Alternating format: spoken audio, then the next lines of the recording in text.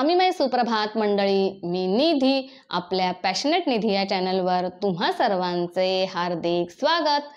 तर मंडळी, आज मी छान असं प्रोडक्ट ॲमेझॉनवरून मागवलेलं आहे। तर आज मी करणार आहे माझ्या हॉलचा मेकओव्हर। तर मेकओव्हर नाही आहे, याच्या अगोदर मी एक व्हिडिओ पोस्ट केलेला आहे माझ्या हॉलचा मेकओव्हरचा। तर एक छोटासा कॉर्नर आज मी छानपैकी सजवणार आहे आणि त्याच्याशी रिलेटेड असं प्रोडक्ट मी ॲमेझॉनवरून मागवलेलं आहे। तर हा जो माझा कॉर्नर आहे ना, तिथे आहे हे असं किट्टूचं स्टडी टेबल। तर हे जे स्टडी टेबल आहे ते मी या कॉर्नरला शिफ्ट करणार आहे आणि ते असं इथे छानपैकी ठेवणार आहे आणि ते पण थोडंफार सजवणार आहे। ते आजच्या व्हिडिओमध्ये मी तुम्हाला दाखवेनच, पण आता या कॉर्नरला मी कोणतं नवीन प्रोडक्ट ठेवणार आहे आणि ते कसं सजवणार आहे हे सगळं आजच्या व्हिडिओमध्ये तुम्हाला बघायला मिळेल। तर हा व्हिडिओ कुठेही स्किप न करता शेवटपर्यंत नक्की बघा। आणि आता हा कॉर्नर म्हणजे या कॉर्नरचं जे स्टडी टेबल आहे, हे स्टडी टेबल मी या कॉर्नरला शिफ्ट करेपर्यंत तुम्ही बघा की मी ॲमेझॉनवरून कोणतं प्रोडक्ट मागवलेलं आहे ते। तर तुम्ही पण एन्जॉय करा, तोपर्यंत मी हे स्टडी टेबल या कॉर्नरला शिफ्ट करून घेते।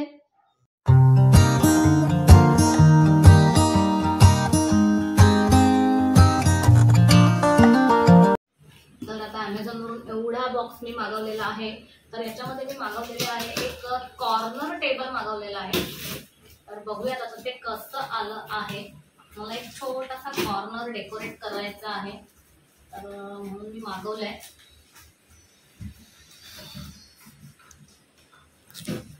वा मम्मा, छान आहे ना तो, मी ॲमेझॉन मध्ये बघितलेला तो। बघूया कसं आलेलं आहे। खुल जा सिम सिम। वाव, कसलं छान आहे ना मम्मा। पॅकिंग तर मस्त आलेलं आहे। वाव, कसलं छान आहे, गोल्डन आणि व्हाईट कॉम्बिनेशन। मस्त असं हलका आहे टेबल, असं हलका आहे।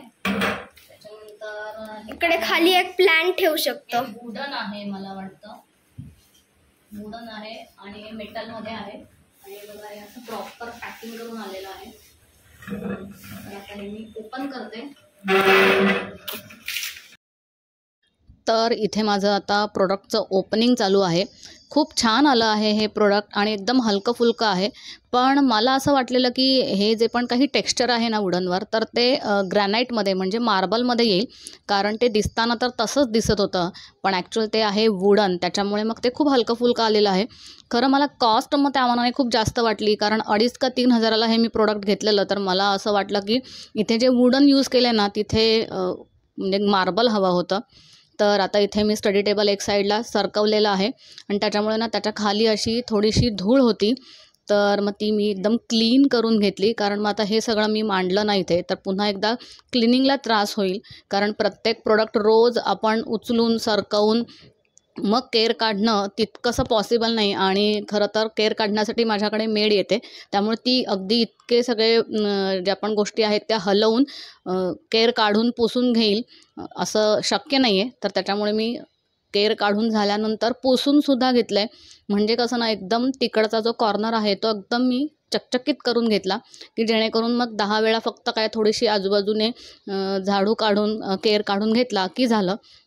आता हे प्रोडक्ट नवीन असल्यामुळे ना मी पुन्हा एकदा क्लीन करते, कारण ते बऱ्याच जणांचे त्याला हात लागलेले असतात, ते ट्रकमधून टेम्पोमधून कुठून आलेलं असतं, भले ते पॅकिंगने येऊ देत, पण मग मी ते काय केलं, कोलिनने ना अगदी व्यवस्थितपणे क्लीन करून घेतलं, जेणेकरून ते निर्जंतुक होईल।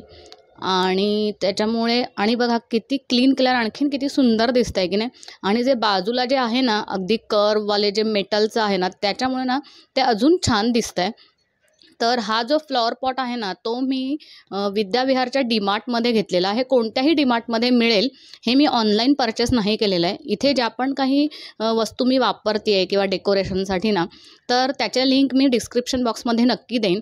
तर हे जे पण काही आहे ना शोपीस, ते पण ना आम्ही दार्जिलिंगला गेलेलो सगळे फिरायला, तर तिथून मी हे वुडनचं घेतलेलं। गणपती बाप्पाची फक्त सोंड आहे आणि इतकं सुंदर, मला ते पाहता क्षणीच आवडलं आणि मस्त छान एका हुकवर ते अडकवलं ना, तर बघा किती सुंदर दिसते की नाही गणेश बाप्पा।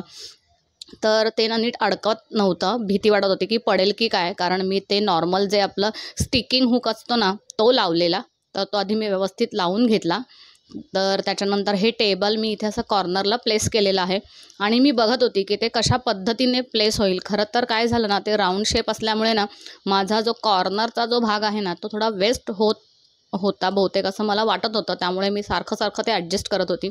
तर त्याच्यानंतर मी इथे बुद्धाची मूर्ती ठेवली. ही पण मी ऑनलाईन मागवलेली आहे, तर ह्याची पण लिंक मी डिस्क्रिप्शन बॉक्समध्ये नक्की देईन. तर आधी मी इथे बुद्धाची मूर्ती ठेवली. मग मला वाटलं की नाही, बरीच जागा म्हणजे व्यापली म्हणजे रिकामी होती आहे, रिकामी राहते. त्याच्यामुळे मग मी पुन्हा एकदा चेंज केलं. तर हा कॉर्नर जवळजवळ डेकोरेट करायला ना मला 1 तास तरी लागला. कारण मी विचार करत होती की मी इथे काय ठेवू, कसं ठेवू, काय कुठे ठेवलं की छान दिसेल. तर असा बऱ्याच पद्धतीने मी ते सगळं करून बघितलं आणि खाली मी हा जो काही फ्लॉवर पॉट आहे तो ठेवला. त्याच्यात फुलं आहेत, त्याची पण लिंक मी डिस्क्रिप्शन बॉक्समध्ये नक्की देईन. मग त्याच्यानंतर मी पुन्हा माझा प्लॅन चेंज केला आणि इथे स्वामी समर्थ महाराजांची मूर्ती ठेवलेली आहे आणि त्यांना छान असं ऑरेंज रंगाचं वस्त्र घातलेलं आहे. ते ऑलरेडी घातलेलं होतं. ही मूर्ती ना मी 2-3 वर्षांपूर्वीच घेतलेली आहे. डोंबिवलीमध्ये सुवर्णा नॉवेल्टी म्हणून अगदी फेमस नॉवेल्टी आहे, तिथून घेतलेली आहे. तर ही मूर्ती मी ऑनलाईन नाही घेतलेली आहे, त्यामुळे याची लिंक मी देऊ शकणार नाही. नंतर बघा पुढे पुन्हा माझं काही मन पालटलं, म्हणजे पुन्हा विचार चेंज झाले आणि मी स्वामी महाराजांना म्हटलं चला नवीनच आपण वस्त्र घालूयात, म्हणून पिवळ्या रंगाचे वस्त्र घातले. बुद्धांची मूर्ती मी खाली ठेवली जिथे मी फ्लॉवर पॉट आधी ठेवलेला आणि पाठीमागे मस्त माझ्याकडे असा मोरपिसाचा पिसारावाला म्हणजे एक शोपीस होता ते ठेवलं आणि फ्लॉवर पॉट इथे मी पुढे ठेवलं. पुढे जो हत्ती आहे ना त्याची पण लिंक मी डिस्क्रिप्शन बॉक्समध्ये नक्की देईन. त्याच्यावरती मग मी हे जे पण मातीचं जे 2 पॉट आहेत ते पण मी लोकल मार्केटमधून घेतलेले आहेत, त्याच्यावर तो फ्लॉवर पॉट ठेवला आणि त्याच्यामध्ये ही फुलं ठेवली आणि फायनली हा कॉर्नर माझा आता इथे सजलेला आहे. म्हणजे इतक्या वेळा मी विचार चेंज केले, असं नाही असं करूया तसं करूया. तर तुम्हाला पण असं नक्की होत असेल ना एखादा कॉर्नर सजवताना, मला नक्की कमेंट बॉक्समध्ये सांगा आणि कोणतं डेकोरेशन तुम्हाला आवडलं हेही सांगा. तर चला भेटूयात पुढच्या व्लॉगमध्ये.